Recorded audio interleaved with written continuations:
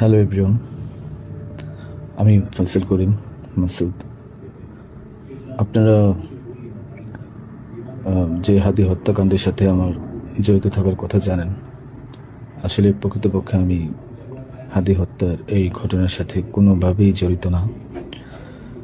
এটা একটা মিথ্যা বানোয়াট, একটা চক্রান্ত, যার কারণে আমি দেশ ছেড়ে চলে আসতে বাধ্য হয়েছি। আমি দেশ ছেড়ে চলে এসেছি এখন দুবাইতে আছি। আমার দুবাইয়ের 5 বছরের মাল্টিপল ভিসা ছিল, যেভাবে হোক অনেক কষ্ট করে দুবাই চলে এসেছি। আর আপনারা এই হাদি হত্যাকাণ্ডের জন্য মিথ্যাভাবে আমার ফ্যামিলির সবাইকে জড়াইছেন।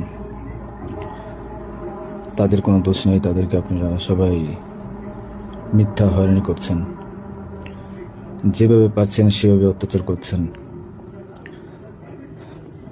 আসলে এটা বলে বোঝানোর মতো না।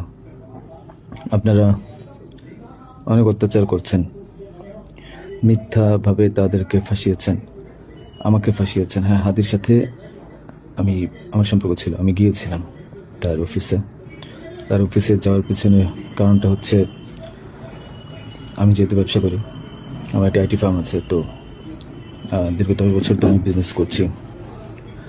এই আইটি ফার্মে অনেক কাজই হয়, সব সরকারি কাজ হয়। তো এখানে একটা কাজ ছিল অর্থ মন্ত্রণালয়, একটা কাজ ছিল আপনার খাদ্য মন্ত্রণালয়। তো এই দুটা কাজ নিয়ে আমি কথা বলতে গিয়েছিলাম। সে আমাকে পাইয়ে দিবে আশ্বস্ত করেছিল। আমি তাকে 5 লাখ টাকাও দিয়েছি, অগ্রিম চেয়েছিল। এবং তার এই যে আপনার যে প্রোগ্রামগুলো, এগুলোর ডোনার হিসেবে আমাকে থাকতে বলেছিল। আমি থেকেছি এবং তার প্রোগ্রামগুলোর জন্য যত টাকা লাগতো আমি দিয়েছি। এবং লাস্ট যেদিন শুক্রবার, ওই দিনে তাকে আমি 10,000 টাকা দিয়েছি তার ওই প্রোগ্রামের জন্য।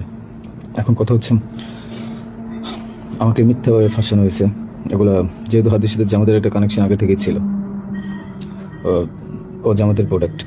তো সেই জন্য জামাতিরা কোনোভাবে এই ঘটনা ঘটেছে। ওই বাইকের মধ্যে আমি ছিলাম না, এবং ওই বাইকের চালকও আমার কোনো ছোট ভাই ছিল না। আমাদের দুজনকে মিথ্যাভাবে ফাঁসিয়েছে।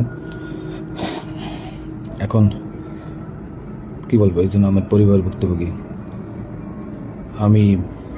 আমার পরিবারকে আপনারা মিথ্যাভাবে এত জঘন্যভাবে যে অত্যাচারগুলো করছেন,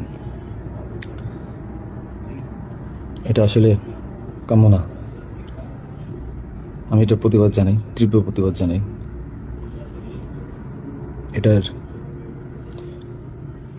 একদিন সুষ্ঠু বিচার হবে।